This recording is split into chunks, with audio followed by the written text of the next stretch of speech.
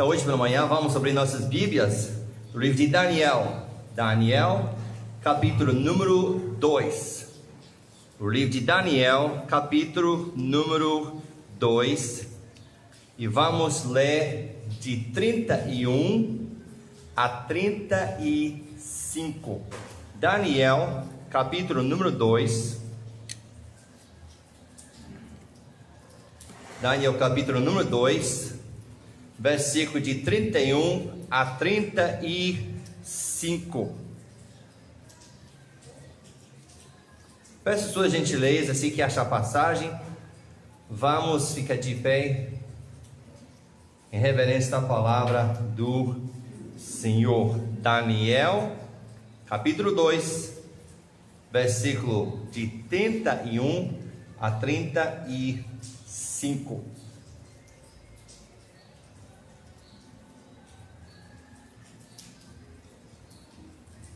A palavra de Deus diz o seguinte: Tu, ó rei, estava vendo, e eis aqui uma grande estátua. Essa estátua, que era grande e cujo esplendor era excelente, estava em pé diante de ti, e a sua vista era terrível. A cabeça daquela estátua era de ouro fino, seu peito e os seus braços de prata, seu ventre e as suas costas de cobre, e as pernas de ferro, os seus pés em parte de ferro e de barro. Estava vendo isto quando uma pedra foi cortada sem mão, a qual feriu a estátua nos pés de ferro e de barro, e os esmiuçou.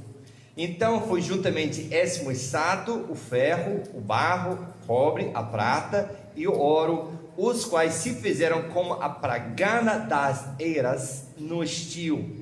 E o vento os levou, não se achou lugar algum para eles, mas a pedra que feriu a estátua se fez um grande monte, encheu toda a terra. Pai, nós entramos mais uma vez na tua santa presença, te louvando, te adorando, pois tu és o Deus Altíssimo, tu és o Rei dos Reis, e nós nos prostramos diante da tua majestade.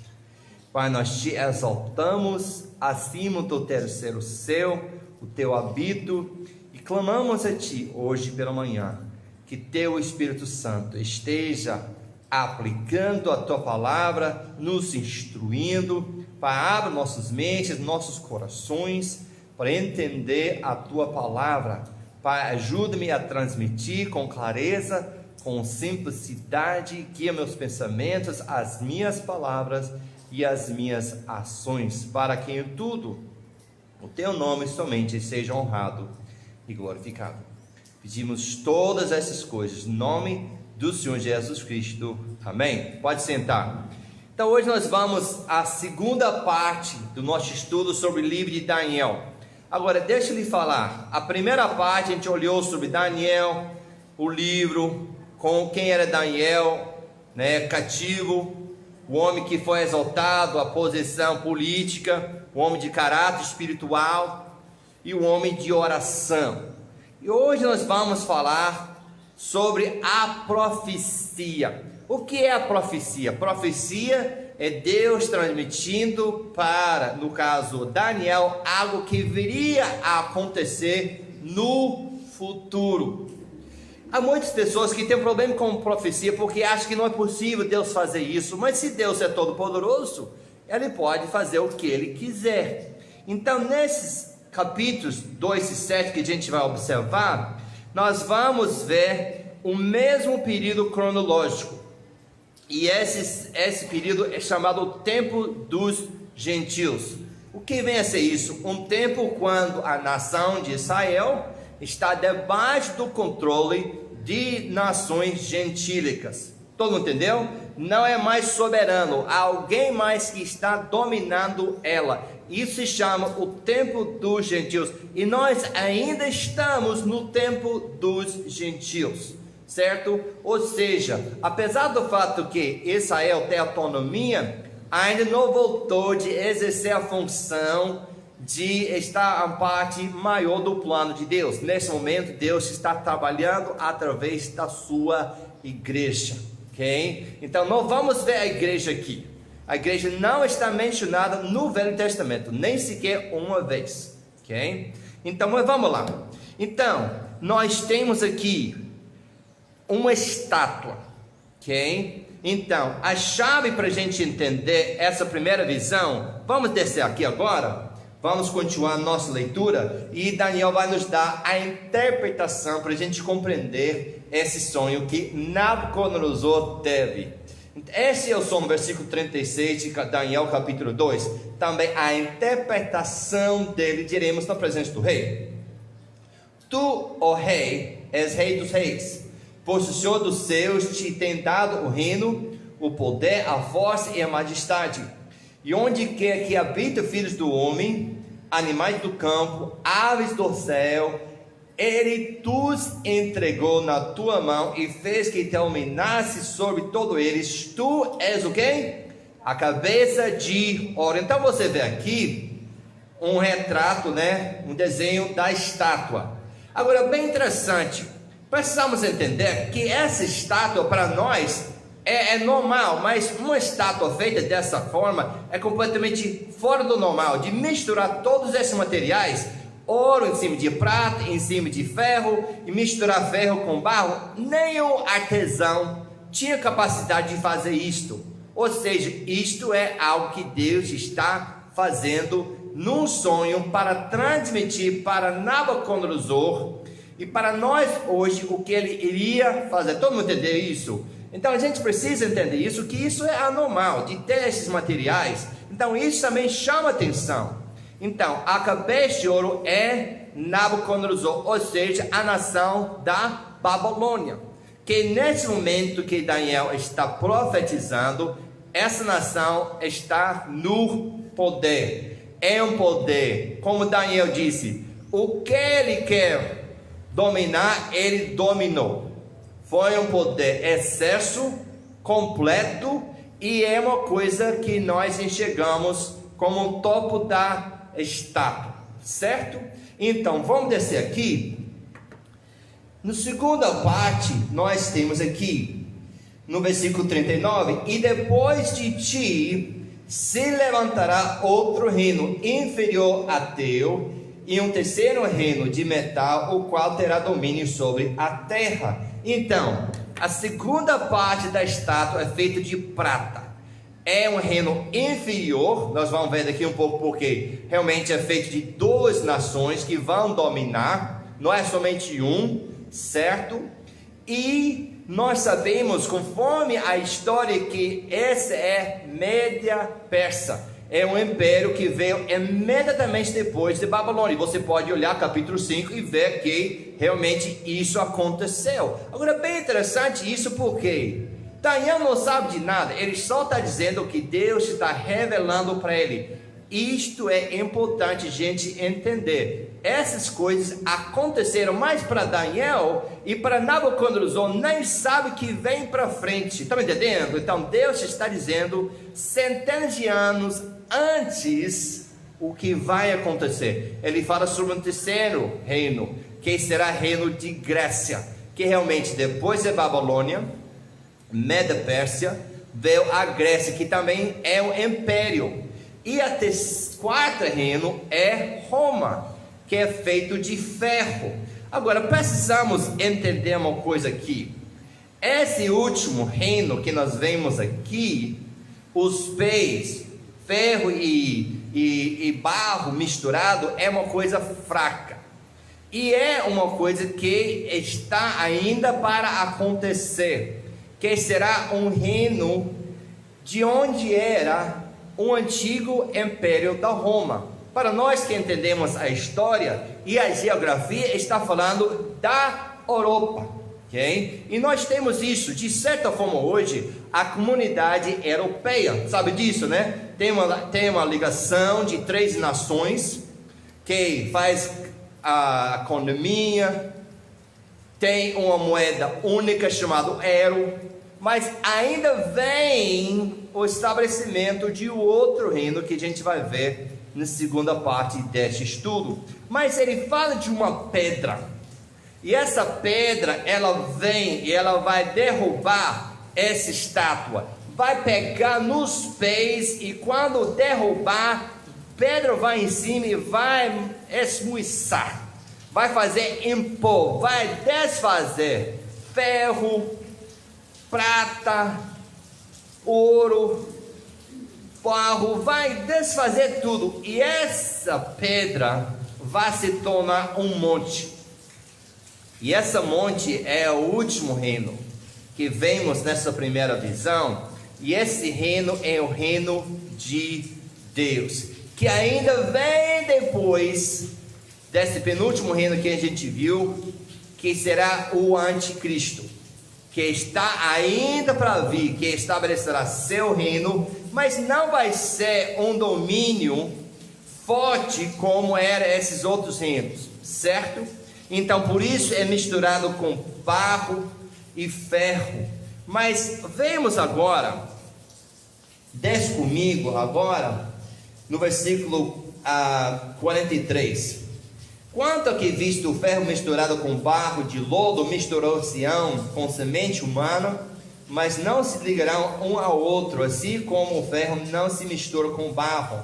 Mas nos dias desses reis, o Deus do céu levantará um reino que não será jamais destruída, e esse reino que passará a outro povo esmuiçará e consumirá a todos esses reinos, e será estabelecido para sempre. De maneira como visto que do monte for cortado uma pedra sem mãos, e ela esmuiçou o ferro e o cobre e o barro e a prata e o ouro, o Deus grande fez saber ao rei o que há de ser depois disso, e certo é o sonho e fiel a sua interpretação.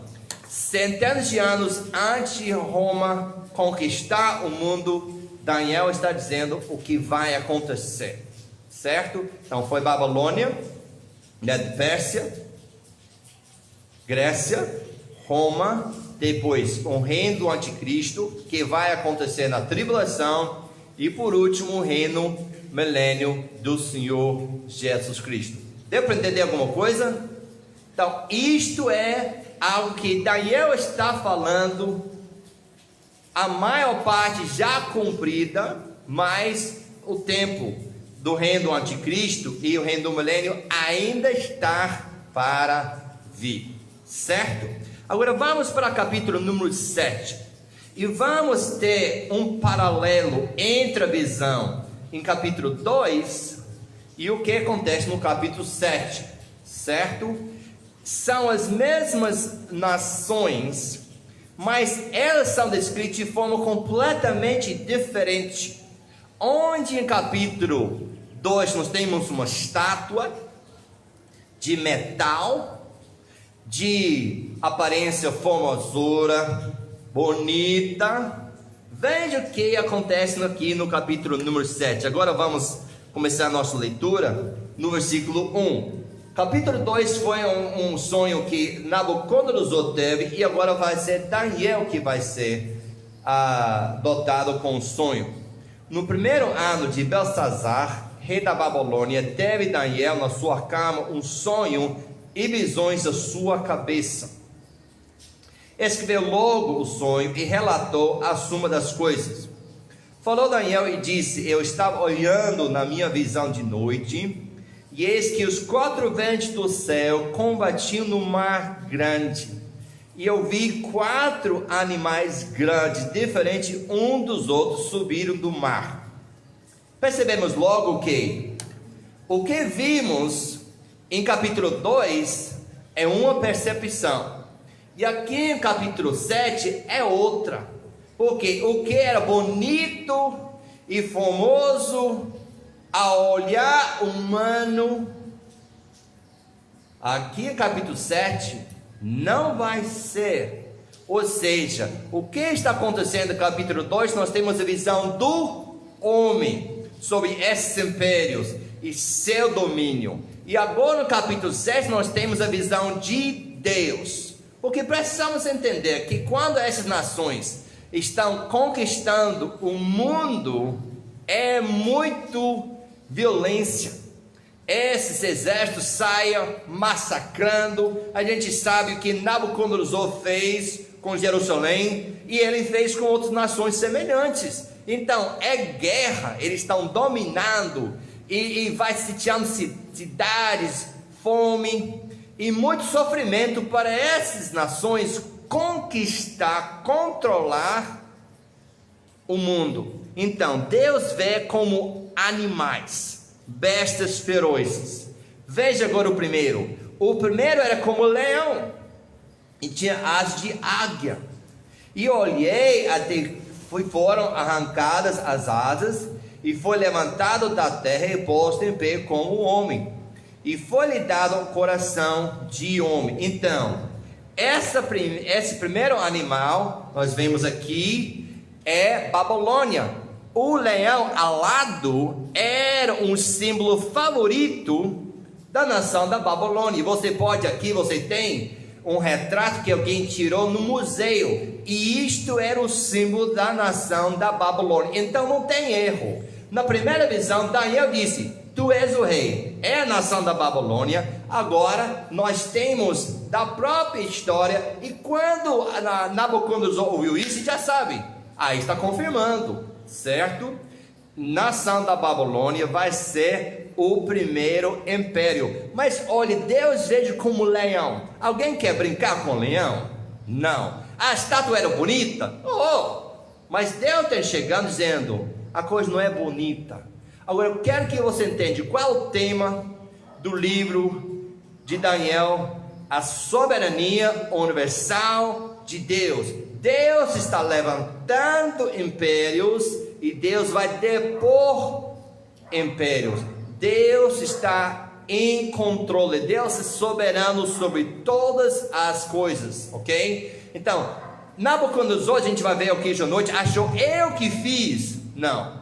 Se qualquer coisa acontece na face da terra, acontece com a permissão de Deus, ok? Então nós temos esse animal, esse leão, e era um símbolo da nação da Babilônia. Agora, segundo animal, continua olhando, versículo 5, e eis aqui o segundo animal, semelhante a um urso, o qual se levantou de um lado, tendo na boca 3 costelas entre os seus dentes, e foi-lhe dito: levanta-te, devora muita carne. Olha que coisa, você vê aí, ele tem as 3 costelas na sua boca.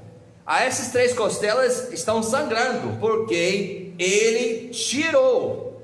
Então é guerra de novo. Então, segundo animal, tem um paralelo com a segunda parte do estátua, é Medo-Pérsia.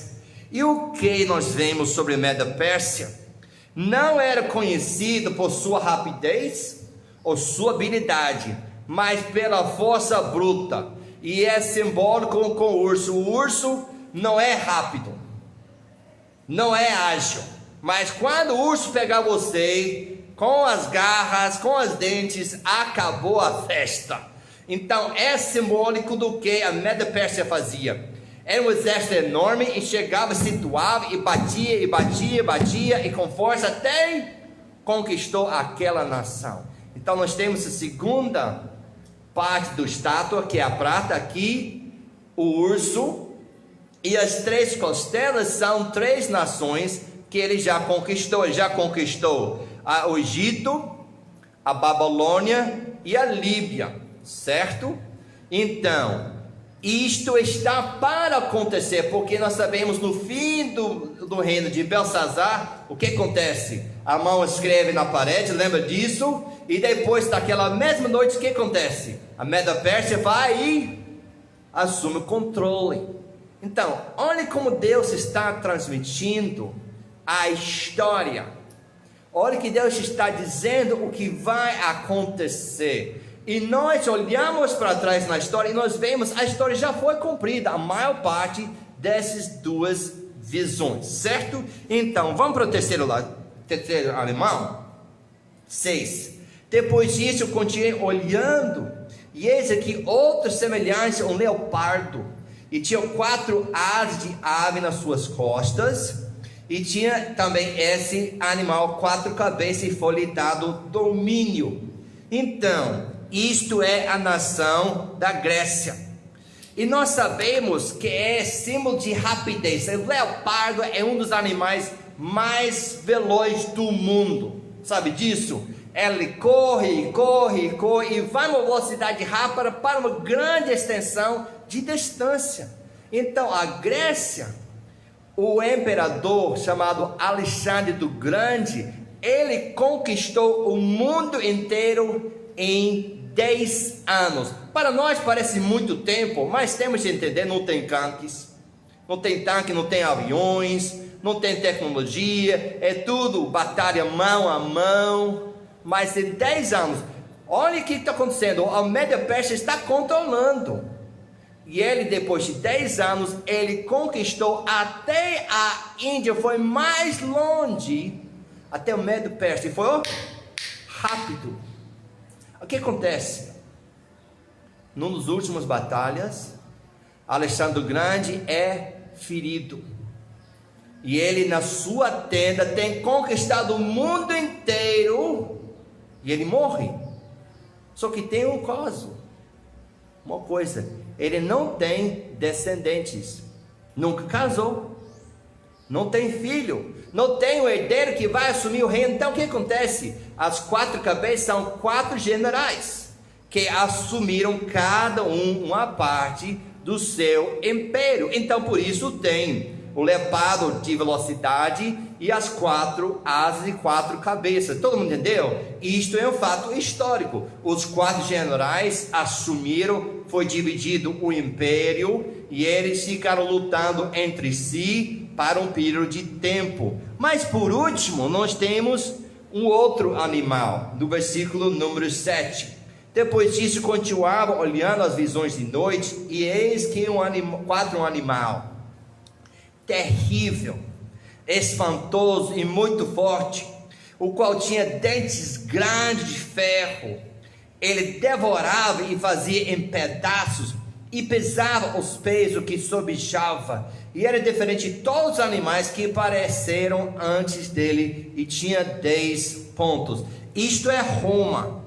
Roma era um império cruel, torturava as pessoas, pisava em cima, até você submeter a Roma, e Roma vai assumir toda aquela área que era controlado pela Grécia. E de repente há uma firmeza, a nação da Roma conquistou e domina por centenas de anos. Ainda domina a Roma? Não, nesse sentido não. Então de repente esse animal, essa besta feroz, acontece uma coisa que não tínhamos visto com tanta clareza no capítulo 2. Olha comigo agora o versículo 8. Estando eu considerando os pontos, esses 10 pontos, que fica com comparação aos 10 dedos na estátua, eis que entre eles subiu outro ponto pequeno, diante da qual 3 dos pontos primeiros foram arrancadas, e eis que nessa ponta havia olhos, com olhos de homem, uma boca que falava grandiosamente. Então, esse último é o anticristo. O anticristo vai, como a gente falou, vai conquistar lá a parte onde é agora a comunidade europeia, que são os 10 dedos, certo? E ele vai, no início da tribulação, vai conquistar 3 dessas nações, desses reinos, e ele vai assumir, e ele vai falar com esse grandioso: eu que sou Deus. Você pode olhar no livro de Apocalipse e ver uma comparação. Nós temos um instituto aqui, a gente faz essa comparação entre o que vê aqui na Daniel e no livro de Apocalipse, e ele se assuma: eu sou Deus, ele conquista o mundo todo pela paz, pela conversa suave, mas ele faz outras coisas. Eu quero que você observe comigo 3 coisas que ele faz durante a tribulação. Vamos mais adiante, agora no versículo número 21, e vamos ver sobre essa ponta, esse chifre pequeno. Versículo 21, eu olhava e que essa ponta fazia o quê? Guerra contra os santos e os vencia. Isso acontece na tribulação. Ele vai perseguindo a nação de Israel, mas ele vai perseguindo os cristãos. Vai ter pessoas que vão ser cristãs durante a tribulação? Sim.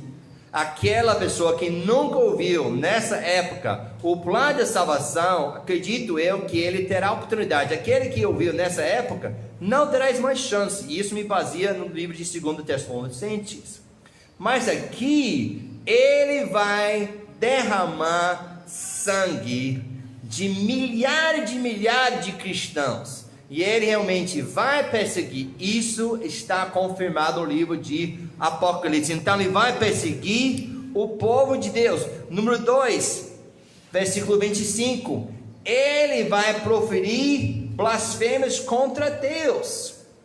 Versículo 25, e proferirá palavras contra o Altíssimo, e destruirá o santo do Altíssimo, e cuidará em mudar os tempos, além, e eles serão entregues nas suas mãos por um tempo, 1 ano, tempos, 2 anos, e 2 anos, então nós temos 3 anos, e metade de um tempo, ou 3 anos e meio, na última parte da tribulação, que são 7 anos, o anticristo vai romper a aliança que ele fez com a nação de Israel, vai começar a perseguir os judeus, vai aumentar a perseguição.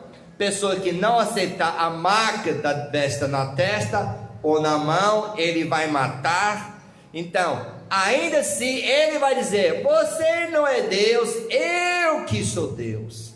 Ele vai blasfemar Deus. Isso também está confirmado na profecia do livro de Apocalipse. Vai perseguir o povo de Deus, vai falar coisas grandiosas, vai se exaltar, vai blasfemar o nome do Senhor, mas no fim, o que vai acontecer com ele? E isso será a última parte, do versículo 11.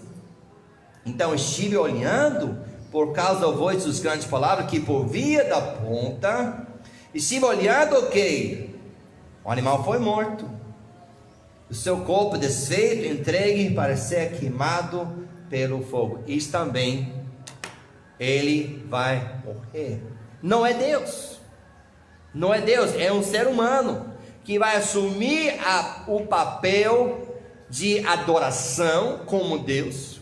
Nós sabemos que o diabo vai estar atrás disso. É anticristo. Tudo que Cristo é, ele é o contrário. Cristo apontar pessoas para Deus, ele vai apontar pessoas para o inimigo. Cristo glorificava a Deus, ele vai glorificar o inimigo. Cristo levava pessoas para a salvação, ele vai levar pessoas para a perdição. Então é por isso que nós chamamos do anticristo. Então ele será morto no final dos 7 anos, na batalha da Armagedão, vai ser morto e será entregue lá junto com os outros no lago de fogo. Mas não vamos terminar num ponto negativo, não. Nós temos o último reino, do qual, se você já aceitou Cristo, nós vamos participar. E isso agora é lindo. Olhe comigo, versículo 9. E eu continuei olhando até que foram postos os tronos, e um ancião de dia se assentou. A sua veste era branco como neve, e o cabelo sua cabeça como uma limpa lã. Seu trono chamas de fogo, rodas dele fogo ardente. Um rio de fogo manava e saía diante dele. Milhares e milhares o serviam, e milhões de milhões estavam diante dele. Assentou-se o juízo e abriram-se os livros. Uau! Está chegando um dia.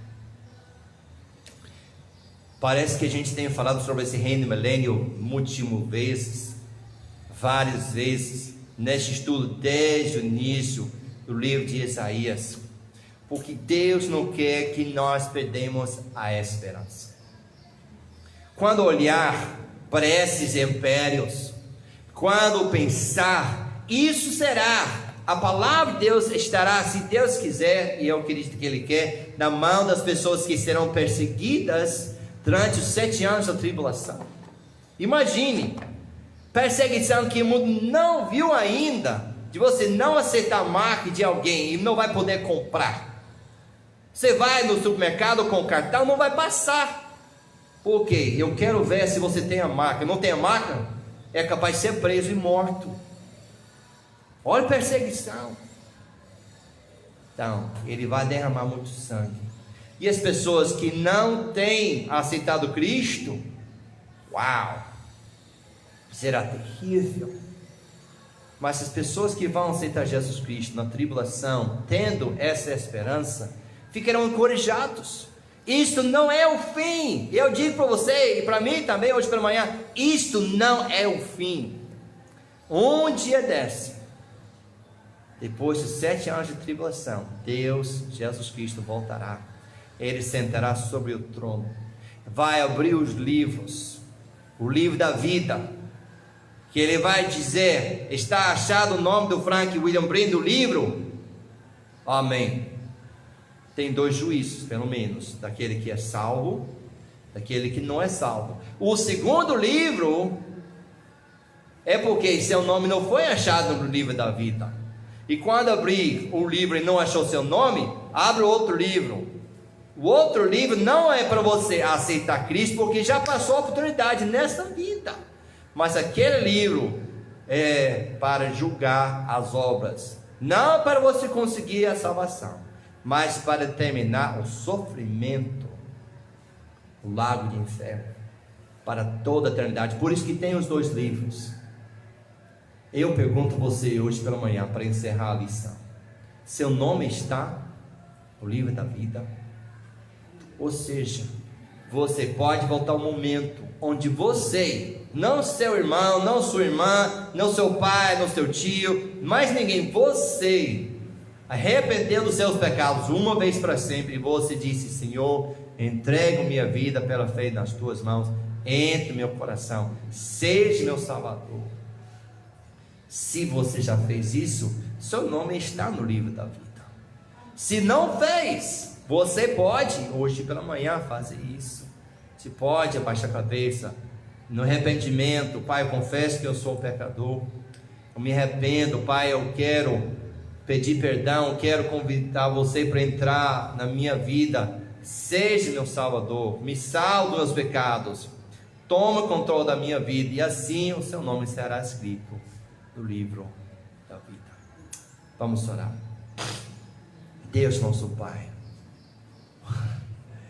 quando nós olhamos a profecia, a gente fica arrepiado, porque o que o Senhor falou séculos, mais do que 2000 anos atrás, o que ainda vem para frente, e naquele momento que falou para Daniel o que estava ainda para vir, mais 3 impérios, só o Senhor.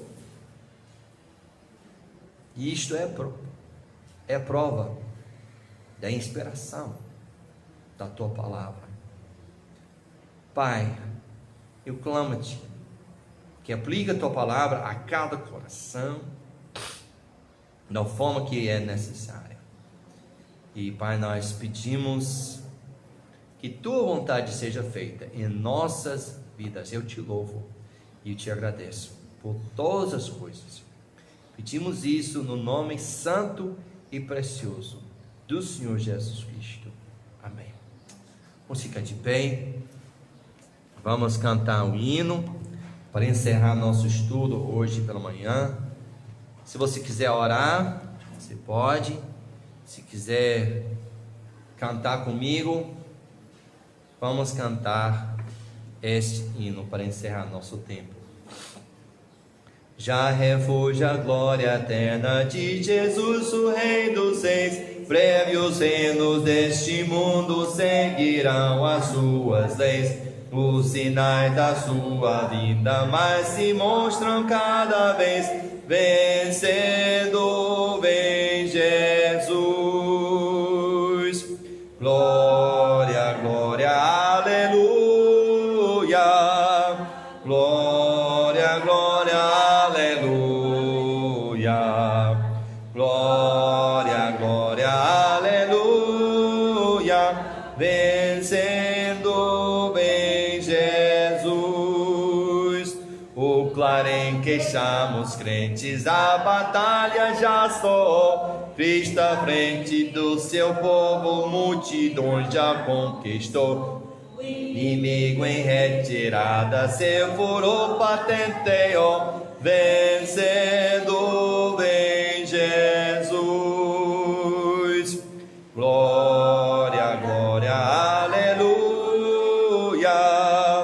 Glória, glória, aleluia. Glória, glória, aleluia.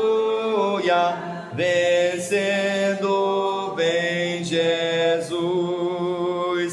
Eis que em glória refulgente sobre as nuvens descerá, e as nações e os reis da terra com poder governará. Paz e santidade toda a terra regerá. Vencendo vem Jesus. Glória, glória, aleluia. Glória, glória, aleluia.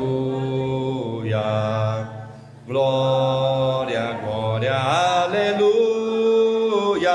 Vencendo vem Jesus. E por fim entronizado as nações já de julgar.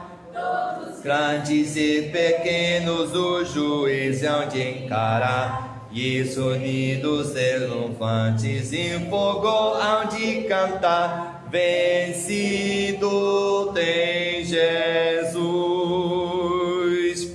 Glória, glória, aleluia. Glória, glória, aleluia. Glória, glória, aleluia. Vencido tem Jesus. Esse hino já toma um novo significado, não é verdade? A gente estudar sobre o reino mileniar, o que Deus vai fazer, e esse hino já pula, a gente vê, ele está vencendo, já venceu, e um dia desse ele vai julgar. Mas se já somos salvos, nós vamos estar descansando na presença do Senhor. Então que Deus te abençoe, ótimo domingo para todos. Não esqueça, hoje à noite, se Deus se permitir, vamos estar aqui 7 horas da noite. Vamos começar a transmissão, se Deus permitir, 7h30. Nosso tema hoje à noite, uma lição de humildade. Uma lição de humildade, tirado mais uma vez, se Deus permitir, do livro de Daniel. Um ótimo dia para todos, Deus te abençoe e até logo mais, se Deus assim quiser.